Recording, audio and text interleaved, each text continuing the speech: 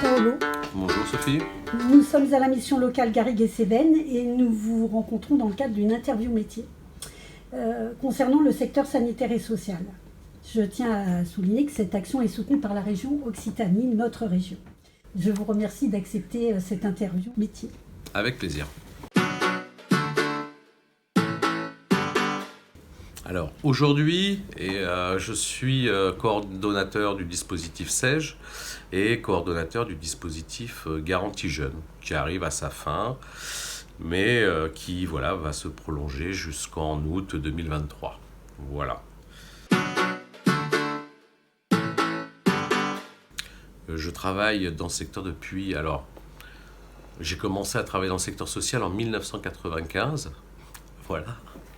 Ça me rajeunit pas, ça nous rajeunit pas, mais voilà. Mais sinon, pour la mission locale, je travaille depuis 2016. Je suis entré en 2016 avec la mise en place du dispositif Garantie Jeune. Voilà. D'accord. Ouf. Je sais pas jusqu'où je dois remonter, mais j'ai commencé par une formation de comptable, voyez-vous. Formation de comptable ça n'a pas duré très longtemps puisque c'était pas forcément ma voie, mais ça a pu me servir après. Ensuite, j'ai passé un diplôme d'éducateur et ensuite un master en sciences sociales. Et c'est ce qui me plaît d'ailleurs, c'est justement ces deux facettes.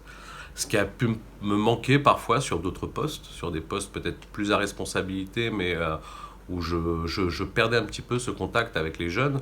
Or, c'est l'essence de mon métier, hein. C'est être en relation avec les jeunes, essayer de les accompagner au mieux. Voilà.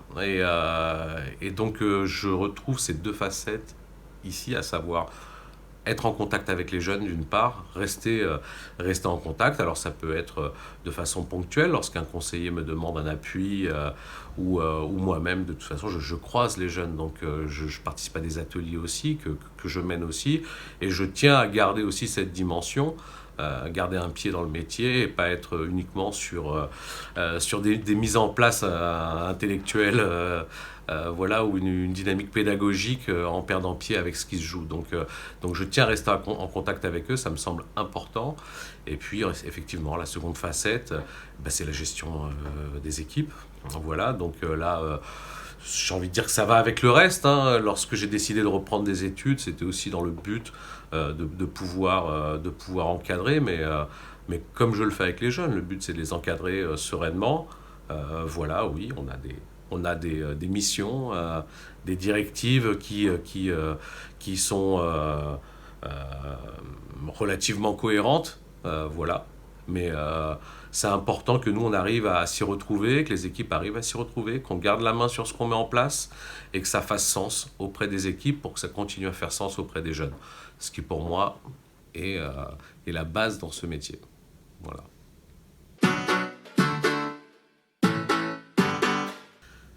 Les qualités essentielles.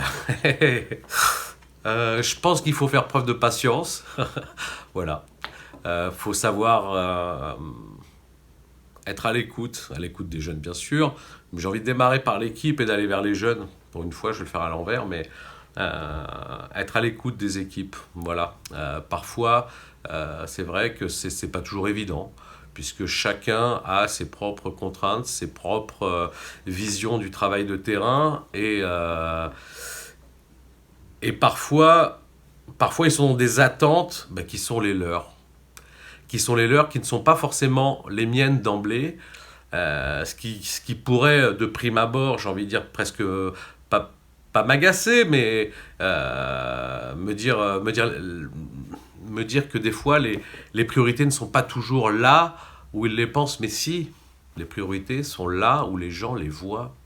Et ça, c'est dur à entendre parfois, peut-être se dire c'est leur réalité, c'est leur priorité.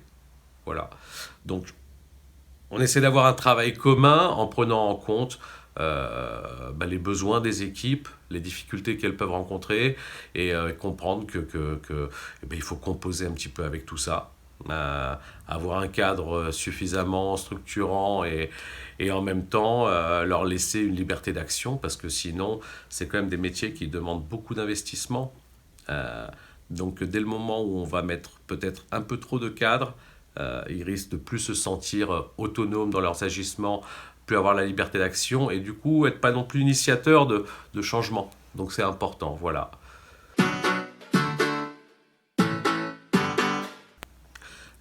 Les difficultés, elles vont être parfois dans les directives étatiques et parfois arriver à adapter les commandes de l'État à une situation de terrain. Voilà. Et voilà, elles ont le mérite d'exister. Mais il faut qu'on ait une latitude pour pouvoir faire vivre ces dispositifs en fonction, voilà, aussi de notre expérience et de ce qu'on sait faire, quoi. Donc voilà. Donc parfois, les difficultés, elles sont là. C'est comment on peut des fois jongler dans une juste mesure, bien évidemment, puisque voilà, je prends le contrat d'engagement jeune, bah, c'est le contrat d'engagement jeune.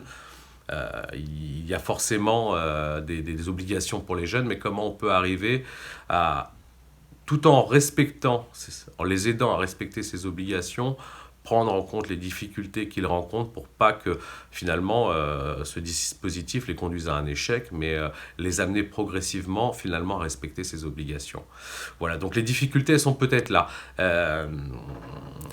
ne faut pas être intransigeant, il faut poser un cadre solide, structuré, et en même temps laisser une marge de manœuvre en fonction des freins que le jeune rencontre. Il faut qu'on colle à la réalité. C'est l'essentiel, quoi. Sinon on rentre dans un système qui va cautionner une forme de formatage, mais voilà, si on est sur ce type de métier, c'est qu'à un moment donné, ce qui est proposé pour une majeure partie des jeunes et qui fonctionne, ne fonctionne peut-être pas ou moins pour cela. Donc l'adaptabilité est de mise. Voilà.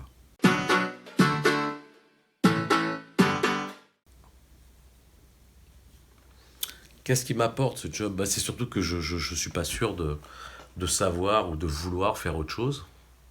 Euh, Ma pratique elle a toujours été réflexive sur les politiques existantes, sur ce qui est mis en place, sur ce que je vais produire avec les équipes, sur ce qu'on va produire donc en commun. Et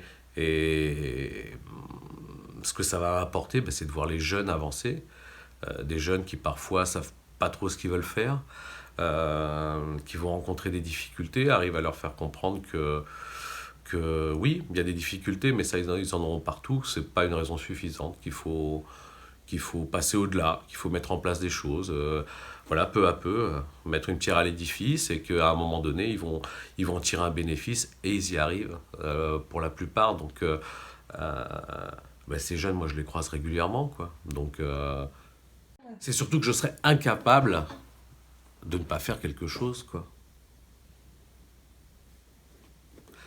Après, chacun, voilà, choisit son métier, mais moi, c'est le mien et je vois pas comment je pourrais faire autre chose. Et alors? Qu'est-ce que vous diriez à un jeune qui voudrait faire votre métier? Qui voudrait faire mon métier? Alors, je sais pas lequel. Est-ce qu'on parlerait peut-être d'un un métier La base. La base, c'est quoi? Oui, je pense il y a une fibre éducative au départ. Une fibre éducative ou est-ce qu'on peut parler de passeur à un moment donné, quoi. C'est un peu ça. C'est l'accompagnement. C'est l'accompagnement. Donc, je pense qu'il faut être heureux déjà. Enfin, être heureux. On a tous des soucis. Voilà, la société n'est pas forcément à l'image de celle qu'on aimerait qu'elle soit. On va avoir des problèmes relationnels, familiaux. Mais c'est important de continuer finalement je crois que la base elle est pas forcément tant sur le professionnalisme, elle est plus dans une dynamique. Je pense qu'elle est dans une dynamique de se dire les choses sont possibles, voilà. Demain matin il fera jour, voilà, et que c'est important d'essayer de transmettre cette dynamique et leur dire que c'est possible, de croire en eux. Voilà, donc quelqu'un qui voudrait faire ce métier, s'il est animé voilà, par quelque chose qui le porte comme ça, qu'il aille vers de la transmission. Il se professionnalisera, il trouvera des... Voilà, ça, c'est pas le souci. S'ils veulent démarrer par un stage, ils peuvent aussi faire un stage dans le métier, aller le découvrir. Et puis après, voilà, il y a des formations qui existent, qui peuvent aussi être financées par la région d'ailleurs. Et il faut affiner dans quel secteur on veut travailler exactement, puisque le social, l'insertion, c'est vaste. Donc voilà, cibler un petit peu et puis ensuite trouver sa formation adéquate. Merci beaucoup, Paolo. Avec plaisir.